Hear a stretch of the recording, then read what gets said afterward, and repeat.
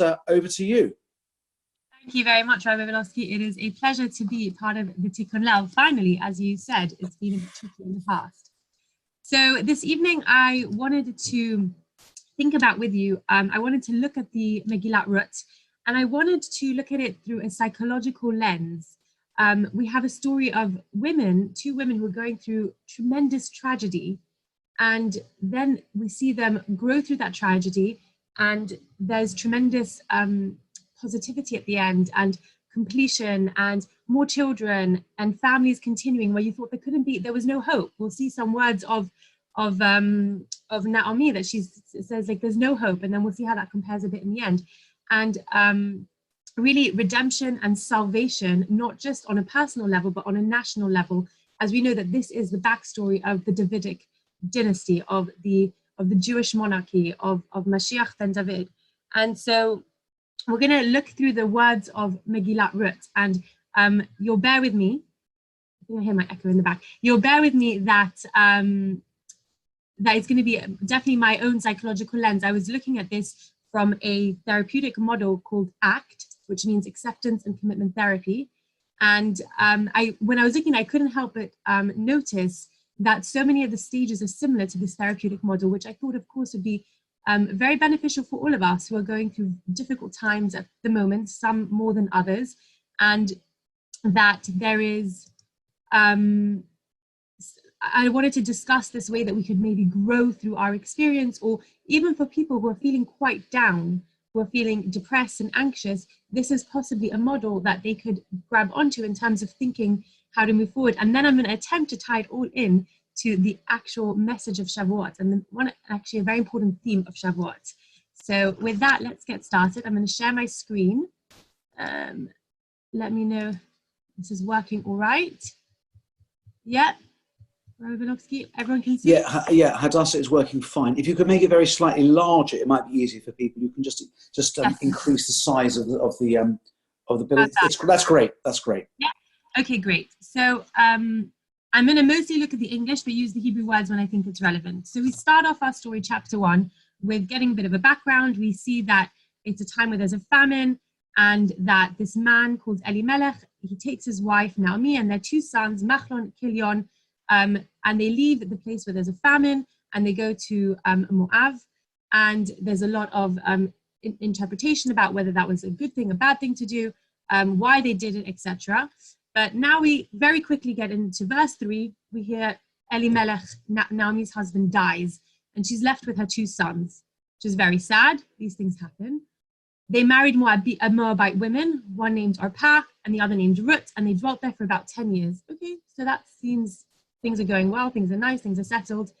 But all of a sudden, verse 5, both Machlon and Kilion also died, and the woman was left bereft of her two children and of her husband. And when I was annotating this to myself, I thought it's really the fact that the text is telling us, again, the name of her sons. We know the name of her sons, Machlon and Kilion. They also died. And then it says again, her two children and her husband died. So we know her husband died. Why is it saying it again? And I'm thinking it's really trying to portray to us the tragedy of the situation. You have this woman who's left everything she knows, and now she's got nothing left. All of her family has died, and she's left with her two daughter-in-laws.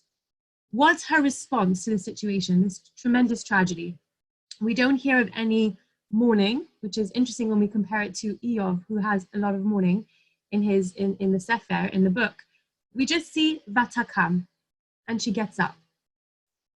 She gets up, she does something, she takes action. So she rose up.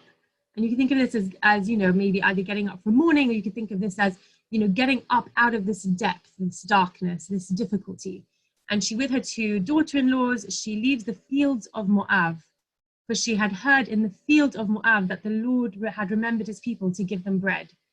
And this also made me think, this repetition of the field of Moab made me think the irony of the fact that they were in this field, and presumably there was not a famine here, there was a lot of food, but this couldn't give her what she needed. And she needs to go back, and we see there's no famine in Israel anymore.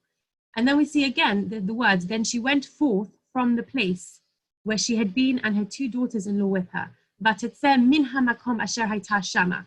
It seems very repetitive. We just found that we've just heard she's returned from the fields of Moab. This line actually seems almost unnecessary, but if you read it again, and she went out from the place, Asher Hayta Shama, of which she was there. I mean, for me as a psychologist, I can't help but thinking this is being in a certain place, like a place of negativity, and she's coming out of it. So then we have the story where the two daughter-in-laws are accompanying her, and Naomi says to her daughters-in-law, "Go, return each woman to her mother's house. May the Lord deal kindly with you as you have dealt with the deceased and with me." It's all very nice. She's blessing her daughters. She wants to, make sure that they can continue with their happy life. She keeps on blessing them. She kisses them and they cry. And this is the first sign of sadness and at the despair of the situation. And then we see that the daughters are insistent, "No, we will return with you." And Naomi says, "Return, my daughters. Why should you go with me? Have I yet sons in my womb that they should be your husbands? Return, my daughters, go, for I have become too old to marry, that I should say that I have hope. Even if I had a husband tonight, and even if I had born sons, would you wait for them until they grew up? Would you shut yourselves off for them and not marry? No, my daughters, for it is much more bitter for me than for you, for the hand of the Lord has gone forth against me." So again, now that she started talking, you really hear this bitterness of her, of the situation and what it means for her. There is no continuity to Naomi. Something that many people and parents hope for is that their children will bring more children to this world and there'll be goodness to carry on. And this is all being cut off for Naomi. And you hear this sadness, you hear her expressing this emotion and the bitterness. And then we see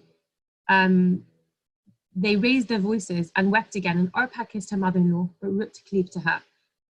And we understand that Orpah leaves because Naomi now tries to convince Ruth to also go back. And instead, Ruth says some of the most beautiful lines in the book, and many times in terms of commitment, and some of the most beautiful lines we have in all of Tanakh. "Do not entreat me to leave you, to return from following you. Wherever you go, I will go. Wherever you lodge, I will lodge. Your people shall be my people, and your God, my God. Where you die, I will die, and there I will be buried." And I found this also very interesting in terms of how these two women, Orpah and Ruth, are dealing with a negative situation. So they've become part of this family and they've had this tragedy. Both young women and their husbands die. They are childless. And Orpah makes a decision to turn away from it all. She makes a decision to sort of not keep this as part of her identity, as part of something she's done. And, hopefully she moves on to a good life, but she's kind of almost negating this part of her life. There's nothing that goes on with this. And Orpah even is similar to the word Orach, which means she's turning away. But Ruth is a very interesting character, and she's the one that we're following the rest of the story. And she's the one that becomes, of course, the mother of the Davidic dynasty. And she decides to, she could just say, "Okay, you know what, I'm going to start anew, I'm going to start all fresh." But actually, she takes this thing that's been part of her life, this family, her husband, her experience, her tragedy, and she continues to go forward with it. She confronts the situation and she decides to commit to the situation, and she commits to her mother-in-law, and she follows her mother-in-law, and she becomes part of the Jewish people. That's what she's asking to do here, to become part of the Jewish people. Your God will be my God. And so we see these two different ways of dealing with tragedy. The other thing I wanted to point out is when Naomi is talking about this despair, about she's really revealing this emotional, how distraught she is and her tragedy. I have no sons yet. You really hear that she's letting all this emotion out, and she's very much aware of the situation. She's accepting the entire reality of it. I will have no more children. There is nothing that even in the hypothetical situation, I mean, this is very hypothetical, that I would be able to have children, what do you want to do with me? And she's very much accepting the situation. And we're going to talk later about how that's a very important part of being able to move forward with things. So far what we see is women going through extreme tragedy, the importance of accepting the situation, and then the types of choices people can make. We then move on to that both of the women come to Bethlehem, and when they come to Bethlehem, this is a very, this can be a very stark moment. This will be a very stark moment for Naomi. She left, the Mefarshim say, the commentators say, they were very wealthy, important people. And she left Israel as a very important, rich person.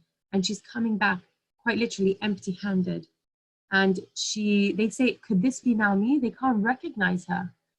And she says to them, don't call me Naomi, call me Mara, bitterness, because the Almighty has dealt with me very bitterly. And again, this is a situation where she is very much accepting her reality. You can imagine that moment of having to face everyone when things have gone so bad for you, and maybe it was a punishment for you and you feel embarrassed. But she is confronting it. She is coming back to Israel and she's accepting it. She says, yes, things have gone bad for me. She's not trying to try and think of it in any other way. She's very accepting of the reality. I mean, her words are so, I think they're so powerful. I went away full and the Lord has brought me back empty. Why then should you call Naomi, seeing that the Lord has testified against me and the Almighty has dealt harshly with me? So we do see some bitterness, but again, a very real bitterness. And then again, we hear about Naomi. It's very repetitive and it's not, it'd be very interesting to think about why there's all these repetitive things. But it says, so Naomi returned and Ruth the Moabitess, her daughter-in-law with her, who returned from the fields of Moab, and they came to Bethlehem at the beginning of the barley harvest. And for me, again, the word that comes up here is they return, Hesheva. And we've seen it, it's actually come up a few times, like they're going to return to the Bethlehem, they're going to return to Jerusalem. And it again reminds me of the idea of teshuvah, and teshuvah of repentance is a form of returning. It's a form of coming back to, you've been steered off track and now you're trying to come back. So that's chapter 1. And for me, the themes in chapter 1 really are this idea of acceptance of tragedy. Chapter 2 is all about doing something about it. So they realize they have to eat. And Ruth, and this is apart from what Ruth said before, this is the first thing, apart from her commitment to Naomi, this is the first thing she now says. Elchana, I will go to the fields and I will collect wheat for us and hopefully I'll find favor in someone. And we see that then Naomi kind of starts talking about her as my daughter, go my daughter. And again, we see very similar to Naomi when her family, when her sons had died, the thing we hear about her is Vatakam, and she got up. Here we hear Elcha, I will go. Ruth is saying that she's going to go. It's action. And we see Vatalech, Vatavon, she went and she came to the field, and she chanced upon the field of someone called Boaz, who is actually a family relation, and Boaz is going to become quite important in the story as she ends up marrying him, and he becomes her redeemer, and all of the redemption comes from their union. And what I found very interesting here in terms of, again, psychological growth and development is you see these women who've decided to take action. They're not wallowing in self-pity. They say, okay, we have to be practical. We're going to do something. And she takes the steps out. And then things happen. Because when you're in a difficult situation, we sometimes have this inclination that we want to avoid having to deal with embarrassment or difficulty or shame. And when we do that, we don't allow ourselves to have different opportunities or to learn something different about ourselves.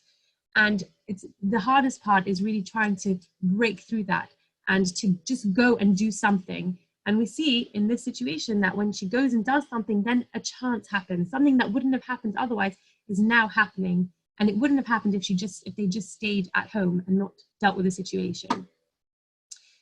And then the next interesting thing that I wanted to point out to you was, again, we hear about how hardworking Ruth is, that it's all about with her taking action. When Boaz is asking about her, they say that she came and stood even from the morning until now, except when she sat a little in the house. She's working all day. She's really committing to her actions. She's working very hard. And we finally see some, Boaz notices her hard work. And he says, I've told them not to bother you. We'll take care of you here. Don't worry. Stay with us in our field. And we see Vatipol al paneh, and she falls on her face. Vayishtachu artsa, and she prostrates herself on the ground. Vatomer elav, and she says to him, Madua matzati chen b'einecha, why have I found favor in your eyes, lehakireni, to notice me, v'ani nochriya, and I am a foreigner, I am not Jewish. And I think with her, you really feel this desperation that she was keeping herself together, and now she's kind of like so relieved that something positive is happening, and as well very aware of where her place in her situation. And then we go into Yud Gimel, into 13, because Boaz blesses her, and she says, again, we just feel like this major relief from her. Let me find favor in your sight, my Lord, for you have comforted me, and you have spoken to the heart of your handmaid, for I'm not as worthy as one of your handmaids. So feeling very aware of who she is and her place is allowing her to be able to relate to everyone else. And again, we see that even though this is happening, she's still batakam, she gets up. So even after she's invited to sit and eat, she's still getting up, she's doing things, she's taking action. Now, Ruth comes back to her mother-in-law and tells her what happens, and Naomi says, okay, let's hatch a plan. And the plan is this is sort of the last element of action we see in this story, where Naomi tells Ruth to go and find Boaz at night on the threshing floor, and then there's a whole very interesting interaction between them, where he basically promises for her to be redeemed by either him marrying her or finding someone to marry her. And at the end of all of it, we hear that she goes back and tells Naomi what happens, and she says, sit still, my daughter, until you know how the matter will fall. For the man will not rest until he has resolved the matter today. And I think this is the final bit that I wanted to share with you before we look at the therapeutic model that I want to think about with you. And she's telling Ruth, you've done all that you can do. Now it's not in our control, and we have to accept that it's not in our control. We have to leave it either, to Boaz to do now, or to God. And then the chapter 4 is all about the continuing, the rolling stone of what's happening in this situation. And Boaz eventually decides, as a result of a whole interaction with the closer redeemer of the family, who was meant to marry Ruth, who doesn't want to marry her, Boaz ends up marrying her, and they have a child. And that child actually, almost it's described in the verse, like it becomes Naomi's child. Naomi took the child and placed him in her bosom, and she became his nurse. This woman who has not been pregnant is able to nurse this child and look after this child. And it's sort of like you really see this completion of the story. She's lost her children, there was hopelessness, and now where she felt there was no hope, she has found fulfillment. And then we hear the whole the lineage that eventually this child is part of the line for King David.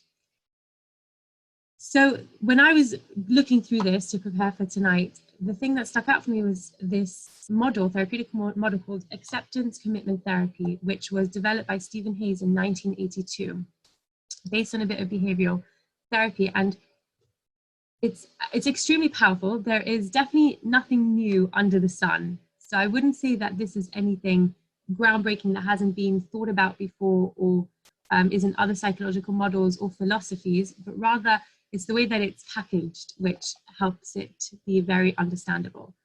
So they say this model shows that when you're feeling stuck and unfulfilled in life, there's a few different elements that are causing that, and these things need to change in order for you to be able to move forward.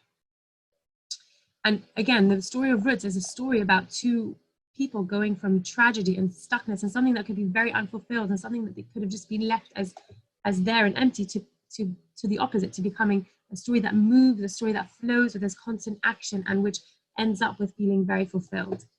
So we see that the things that keep you stuck are things that are experiential. You stop yourself from facing new things. You want to always, so if you find something difficult, instead of facing that difficulty, whether it's getting out of the house or whether it's something that you're scared of, instead of facing it, you avoid it. And that way you never learn that it's okay to do that thing. So for some people, that might be thinking about, how am I going to leave my house when I need to, because I'm so nervous about the virus, for example. And at some point when it is safe enough, some people still feel stuck at home because they just can't get themselves out. Fusion is getting tangled up in thoughts. And this is a really interesting thing where we think our thoughts are true. So whenever you have a thought like, you know, this is never going to end, or I'm so deserving of something bad, you think that that's true, when actually it's a thought. It's just a sentence going through your head, and it doesn't have to be true. Because if you had the thought, I am a pink elephant, you know that's not true, and so you don't give it any validity. But sometimes when it comes to things about ourselves and about our self-esteem, we give it a lot more validity than it should have. The other thing that keeps you stuck is this section here, which is loss of contact with the present moment, getting caught up in the past and the future. And I think what was very interesting in the story of Ruth, we see that they're very focused on what to do next, and they're not worrying about what will be, and they're not mourning about what was. They're very much focused on what do I need to do now. And there's also the inflexible sense of self, getting stuck in an unhelpful story about yourself. We did see a bit of it with Naomi, that she kind of was saying, I am a bitter person, was making that as part of her identity. And we didn't really hear about that at all. We kind of just see her doing things. We don't really get much of a sense of her experiencing things or feeling negative about herself. And then finally, this is also a very interesting bit, is the taking action part. So what this theory says is that once you accept the fact that you can't have, you know, that your negative thoughts and these negative feelings you have about yourself aren't really real, what can you do now in this moment to help you get out of this rut that you're in, to make you feel better? And they say that you need to identify what things you're working for in life. What are your values in life? What is the things that you're directed towards? Whether it's religion, whether it's being a good person, whether it's your job, whether it's caring about family. Recognize it, and then do something about it there and then. Do something to make your life feel meaningful right now in this moment. So loss of contact with values, not recognizing what matters to you in life. This is very much part of Viktor Frankl's idea of logotherapy, that what, you know, people have this need to have meaning in their life, and that's what keeps people going. And it's when we lose that sight of the meaning in our life that we feel down and lost, and we don't have direction. And again, this is something that people might be struggling now, when so much of the normal things they do that do give them meaning, we aren't able to tap into that now. And I definitely hear from a lot of people that that's something that they're struggling with, that the things that they care about, they don't feel like they can do anything important now.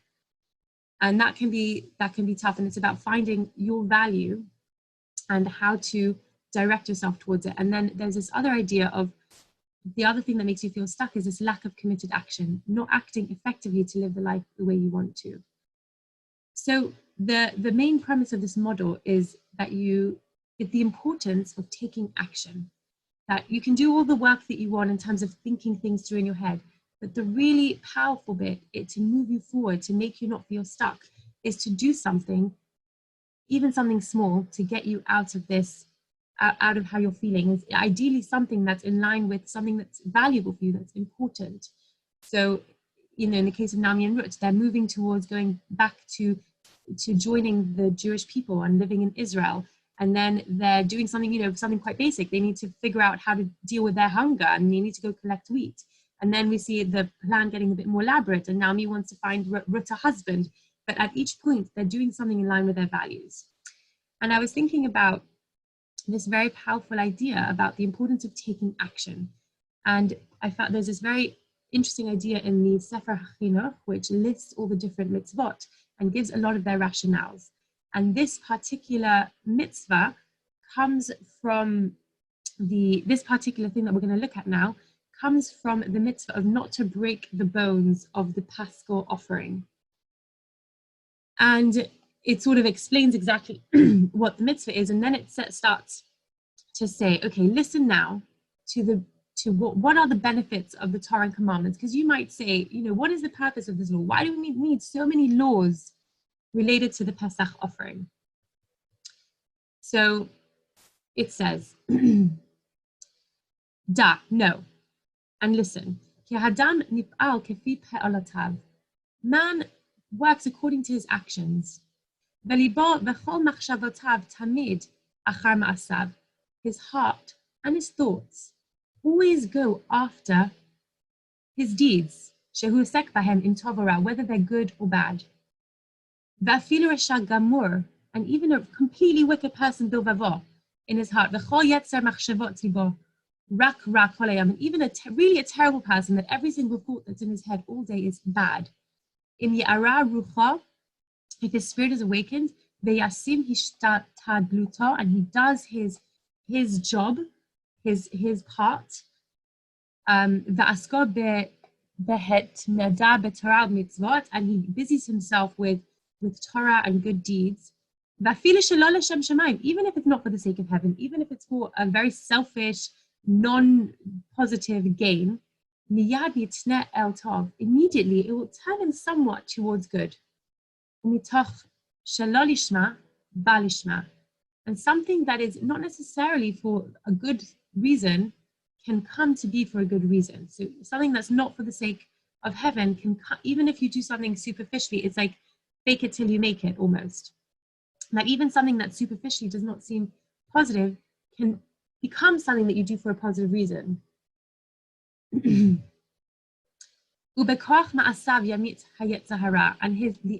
the strength of his actions will reduce the evil inclination. And this is the very powerful part. Because after our actions, our heart follow.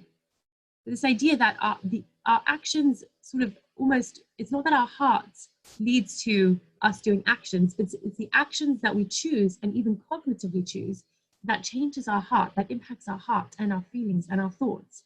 And I mean, this is definitely talking from a spiritual perspective, which is so powerful in terms of bettering your character, but also from a perspective of feeling very emotionally low. So, you know, if you're, the same concept applies, which is the same as this model I was just telling you about, that your actions can bring you out of your depression.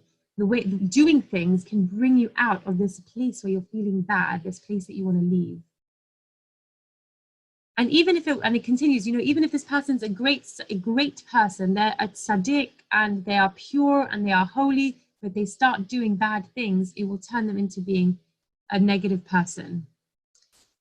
Ki yadua hadavar ve'emet ratz. Okay, so then he goes into referring back to the story of Pesach, where it says, remember when God said, okay, I need to give the Jews mitzvot in order to make them worthy to come out of Egypt.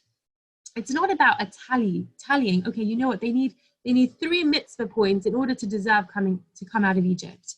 He's not saying that. He's saying the reason that I had to give the Jews some mitzvah to get out of Egypt is because doing those actions make them worthy. It turns them into people who become better people, who want to be better people. And this sort of connects to the idea which I spoke about with the Moonlight Learning Group last month about mitzvah goreret mitzvah. One good deed leads to another, that the reward of a good deed is a good deed, because that good deed in and of itself is so important, it's so crucial for our growth in order to move forward. In itself is a reward, apart from the other rewards that come from it. Taking that, you know, for someone who is agoraphobic, who's scared of going outside, taking that one step to take the bus releases them to be able to take the next step and the next thing and the next thing going forward. And that in itself is the reward, apart from the fact that they can now, you know, feel more liberated and they're on the path to recovery. And I think this is a very powerful message in terms of the story of Ruth, in terms of our lives, and in terms of Shavuot. When we think of the phrase related most strongly to Shavuot, we think of Na'aseh v'nishma, we will do and we will listen. That this phrase, this idea that actions need to precede our understanding, you know, that we need to commit to something and do something before necessarily understanding the benefit to us, is almost it's so crucial. It's inherent to our relationship with God. Especially when I was thinking of this, I was also thinking of the other powerful moment in terms of the Jews' formation as a nation, was after they came out of Egypt and they saw all the miracles. They saw, I mean, you know, God overturned Egypt with all the 10 plagues, and his power is so obvious. Yet when they came to being stuck between the Yam Suf and the Egyptians coming behind them, they were still unsure and they were still scared, and they felt, they didn't have anywhere to turn. And they didn't immediately feel so sure that God was going to save them in this moment, even if he'd done everything already. And there's a midrash that explains that Nachshon ben Aminadav, who was, I believe, the brother-in-law of Aaron, that the thing that caused God, or that caused for the sea to split, was him jumping into the sea. That sort of God had said, go into the sea, and Moses was praying, and here you have Nachshon just saying, I'm just going to jump into the sea. It's this action, this point of action, that he just jumped into the sea. He just committed. He believed in God and he committed, and that's what caused the sea to split. And that was such a powerful moment for the Jewish people that allowed them again to move forward into the sea and onto their journey in the desert.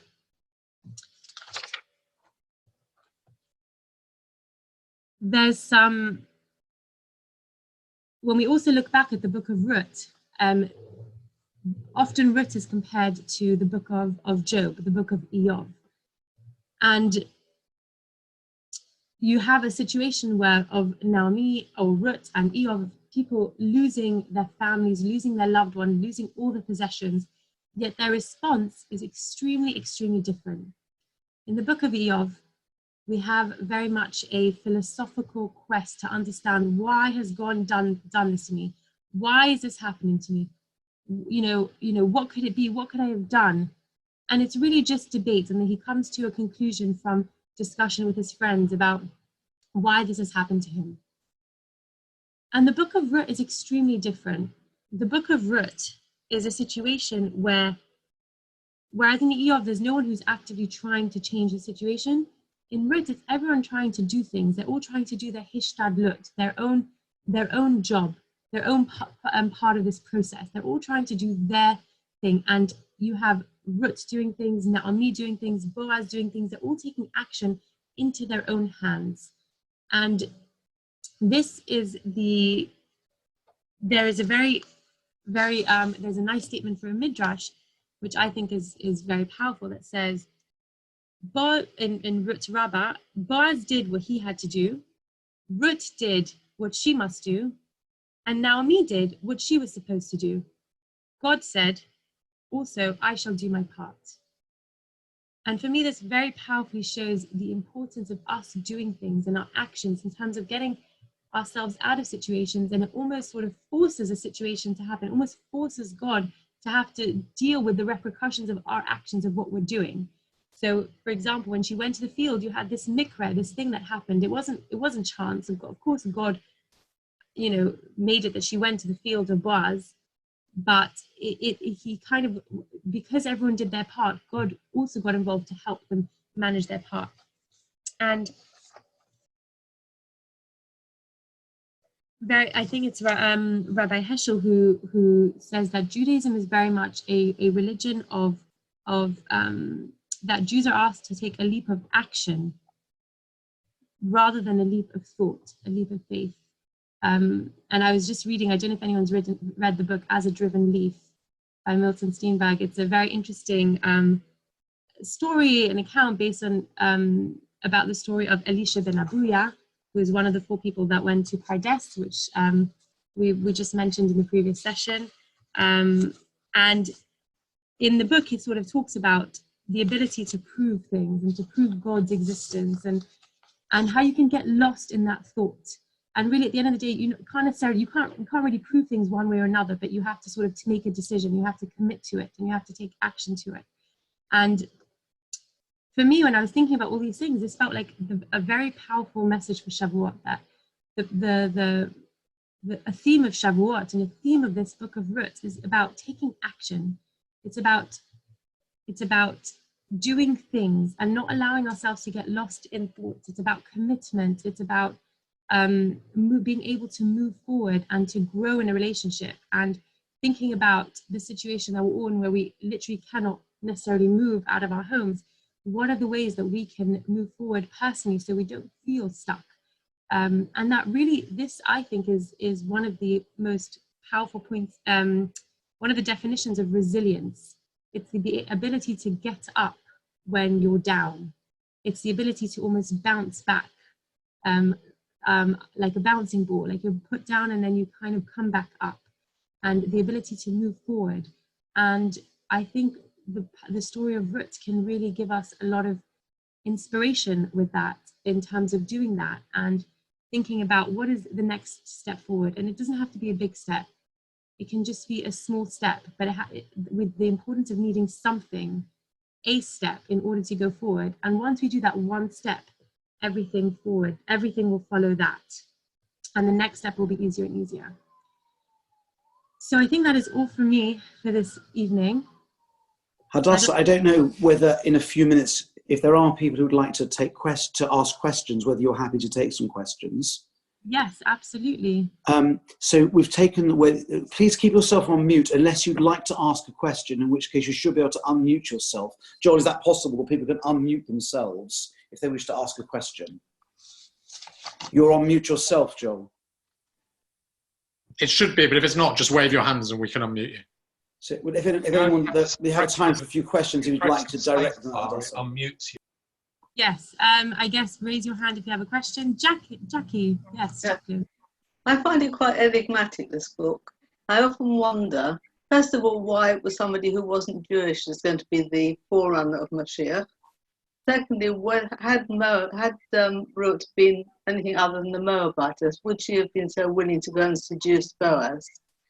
And I don't know, it's just the whole story of the seduction. And it happened with Tamar as well.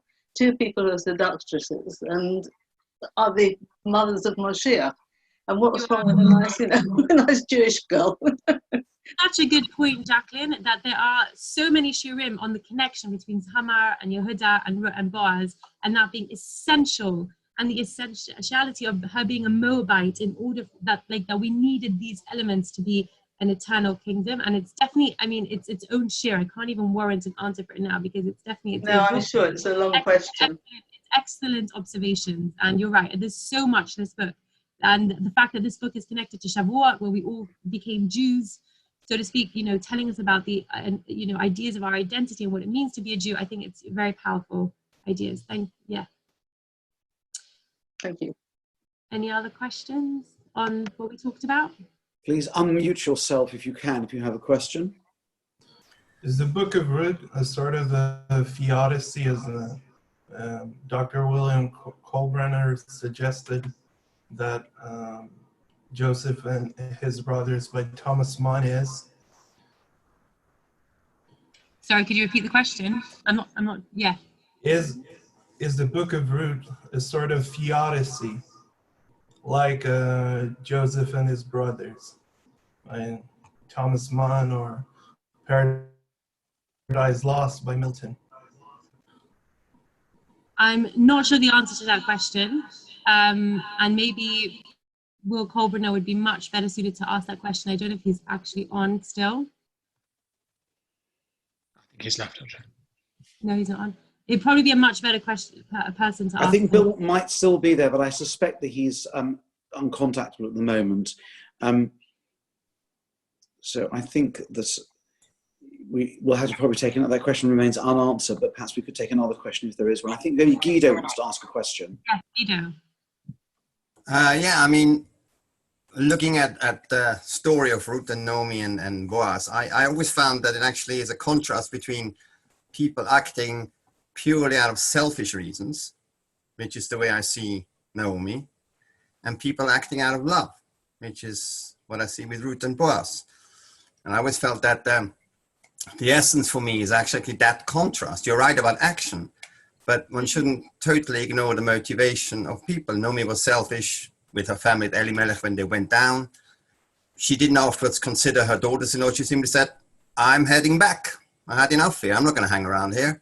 When she came back, it was all about her. I'm the poor one.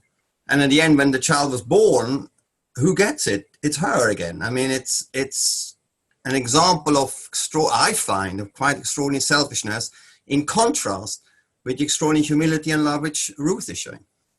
That's a very fascinating observation. I also came across some of those and noticed some of that, the difference and also the speech between them. And maybe that's why it's called Megillat Ruth. Maybe that's why the focus is actually on Ruth, even though you hear so much of Naomi in most of it. That, you know, the end result is Ruth. And also maybe I think that sometimes it's not so bad to be selfish, especially when it's terms of getting through your own recovery and being able to grow through things. I mean, if she wasn't selfish, then maybe she would have ended up staying in Moab and she wouldn't have been able to bring anyone with her. If she sort of thought, oh, I have to look after my daughter-in-laws, then what would have happened for the whole story? In some ways, her selfishness brought the ability for this to happen. But it is a very interesting point. Thank you. We have maybe a minute or two more. Now, I, as always, have given myself